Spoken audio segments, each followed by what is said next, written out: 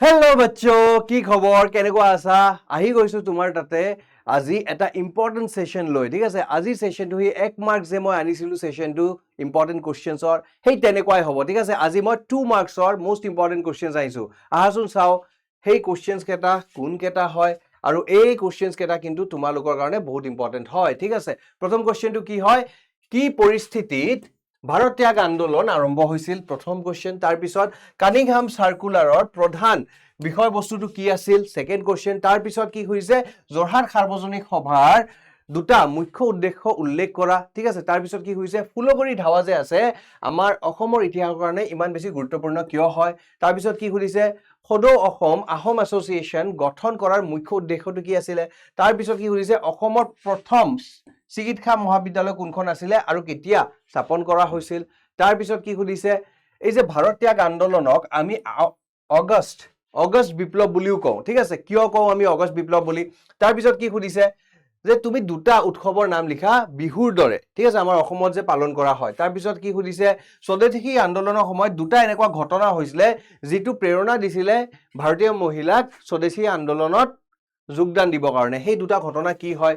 তাৰপিছত আসাম এছ'চিয়েশ্যন বা অসম এছ'চিয়েশ্যন কিদৰে গঠিত হৈছিল এইটো সুধিছে। তাৰপিছত বংগভংগ বা পাৰ্টিশ্যন অফ বেংগল বুলিলে তুমি কি বুজি পোৱা সেইটো সুধিছে। তাৰপিছত নেক্সট কুৱেশ্যন হৈছে, উইনষ্টন চাৰ্চিল, তেওঁ ব্ৰিটিছ প্ৰাইম মিনিষ্টাৰ আছিলে, তেওঁ নিজৰ মন্ত্ৰী ছাৰ ষ্টেফৰ্ড ক্ৰিপছক পঠিয়াইছিলে ভাৰতত 1942। কিয় পঠিয়াইছিলে? তাৰপিছত তোমাক সুধিছে যে দুটা জনজাতিৰ নাম লিখা, যি দুটা জনজাতি ফুলগুৰি ধাৱাৰ লগত জড়িত হৈ আছিল। ঠিক আছে, তাৰপিছত তোমাক লিখিবলৈ দিছে নাম।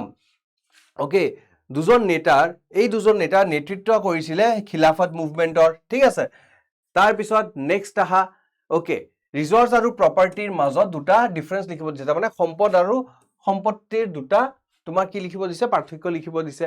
তাৰপিছত এই যে স্থানীয় আৰু গোলকীয় পৰিৱেশিক সমস্যাৰ দুটা পাৰ্থক্য লিখা। ঠিক আছে, এইটো তোমাক লিখিব লাগিব।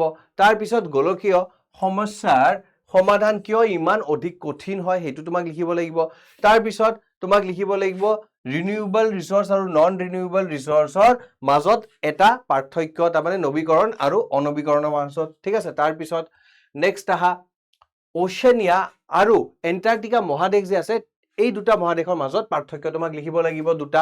ঠিক আছে, তাৰপিছত এইটো 2 হ'ব হা, দুটা তোমাক সুবিধা লিখিব দিছে ইণ্টাৰনেল ৱাটাৰ ট্ৰান্সপৰ্টেশ্যন অফ আছামৰ। ঠিক আছে, মানে অসমৰ অভ্যন্তৰীণ জল পৰিবহনৰ। ঠিক আছে, তাৰপিছত তোমাক কি সুধিছে, সকলো সম্পত্তিয়ে সম্পদ, কিন্তু সকলো সম্পদ সম্পত্তি নহয়। উদাহৰণ দি তোমাক লিখিব লাগিব, ব্যাখ্যা কৰিব লাগিব। ঠিক আছে, তাৰপিছত কি সুধিছে, যে পুনৰাৱৰ্তন পদ্ধতিৰে কিদৰে সম্পদ সংৰক্ষণ কৰিব পাৰি সেইটো তোমাক লিখিব লাগিব। ঠিক আছে, তাৰপিছত কি সুধিছে, ব্ৰহ্মপুত্ৰ উপত্যকা আৰু বাৰাক উপত্যকা কথিত ভাষা দুটা কি কি হয় সেইটো তোমাক লিখিব লাগিব। তাৰপিছত কি সুধিছে, মংগোলীয়া জনগোষ্ঠীৰ প্ৰধান দুটা জনজাতিৰ নাম কি হয় সেইটো তোমাক লিখিব দিছে। তাৰপিছত সুধিছে তোমাক এছিয়া মহাদেশত দুটা উত্তৰ ফালে বৈ যোৱা নদী দুটাৰ নাম লিখিব লাগিব। তাৰপিছত কি সুধিছে, মেন মেড ৰিচৰ্চ আৰু হিউমেন ৰিচৰ্চৰ মাজত কি ৰিলেশ্যনশ্বিপ বা সম্পৰ্ক আছে এইটো তোমাক ক'ব লাগিব। ঠিক আছে, তাৰপিছত কি সুধিছে, জনসংখ্যা বৃদ্ধিয়ে পৰিৱেশৰ সমস্যা কিদৰে সৃষ্টি কৰে সেইটো চমুকৈ লিখিব লাগিব। তাৰপিছত সুধিছে, বায়ুমণ্ডলত কাৰ্বন ডাই অক্সাইডৰ কাম কি হয়। তাৰপিছত ডলফিন ৰাইজ, চেলেঞ্জাৰ ৰাইজ কি হয় এইটো সুধিছে। ঠিক আছে, তাৰপিছত কি সুধিছে, অত্যাধিক পশুচাৰণে কেনেদৰে মৰুভূমিকৰণৰ প্ৰক্ৰিয়াটো আৰু বেছি তীব্ৰতাৰে বৃদ্ধি কৰে। ঠিক আছে, এইটো তোমাৰ সুধিছে। তাৰপিছত নেক্সট আহা, ভাৰতৰ সাংসদীয় গণতন্ত্ৰ আৰু ইংলেণ্ডৰ সাংসদীয় গণতন্ত্ৰ কি কি ক্ষেত্ৰত পাৰ্থক্য আছে সেইটো তোমাক সুধিছে। তাৰপিছত প্ৰস্তাৱনাত আমি ভাৰতীয় জনসাধাৰণে বুলি কিয় উল্লেখ কৰা হৈছে চমুকৈ লিখিব দিছে।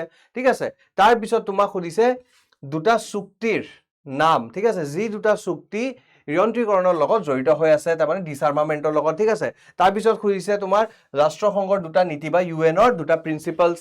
অ'কে, তাৰপিছত কি সুধিছে, ভাৰতীয় যুক্তৰাষ্ট্ৰীয় চৰকাৰক ব্যতিক্ৰমধৰ্মী যুক্তৰাষ্ট্ৰ বুলি কিয় কোৱা হয় এইটো সুধিছে। তাৰপিছত তোমাক সুধিছে যে ৰাষ্ট্ৰসংঘৰ দুটা উদ্দেশ্য কি হয়, মানে অবজেক্টিভছ অফ ইউএনঅ। ঠিক আছে, তাৰপিছত তোমাক সুধিছে এই যে ভাৰতীয় সংবিধান খচৰা সমিতি যে আছিলে তাৰ দুজন সদস্যৰ নাম। ঠিক আছে, নেক্সট কুৱেশ্যনত তোমাক সুধিছে যে প্ৰস্তাৱনাক আমি আত্মা মানে সংবিধানৰ আত্মা বুলি কিয় কওঁ ঠিক আছে তাৰপিছত তোমাক সুধিছে যে ইউনাইটেড নেশ্যন সিকিউৰিটি কাউন্সিল মানে ৰাষ্ট্ৰসংঘৰ নিৰাপত্তা পৰিষদৰ গঠন সম্পৰ্কে তোমাক আলোচনা কৰিব লাগিব তাৰপিছত কি সুধিছে মুদ্ৰাৰ কোনটো বৈশিষ্ট্য গুৰুত্বপূৰ্ণ আৰু কিয় ঠিক আছে তাৰপিছত কি সুধিছে বেংক আৰু অনা বেংক বিত্তীয় প্ৰতিষ্ঠানৰ পাৰ্থক্য লিখা তাৰপিছত কি সুধিছে অৰ্থনৈতিক সংস্কাৰৰ দুটা সুফল উল্লেখ কৰা তাৰপিছত কি সুধিছে গণতান্ত্ৰিক পৰিকল্পনাৰ দুটা প্ৰধান বৈশিষ্ট্য উল্লেখ কৰা তাৰপিছত কি সুধিছে আঞ্চলিক গ্ৰাম্য বেংকে সম্পাদন কৰা দুটা মূল কাৰ্য লিখা ঠিক আছে তাৰ পিছত তোমাক কি সুধিছে মুদ্ৰা দুটা কুফল লিখা তাৰ পিছত চেক এখন মুদ্ৰা নে তোমাৰ যুক্তি দেখুৱা ঠিক আছে তাৰ পিছত মুদ্ৰাৰ যিকোনো দুটা অসুবিধা লিখা আৰু মুদ্ৰা তাৰিল্য মানে কি হয় তাৰমানে লিকুইডিটি অফ মানি মানে কি হয় এটো ঠিক আছে এইকেইটা চাই যাবা থ্যাংক ইউ সো মাচ হ্যাপি স্টাডিং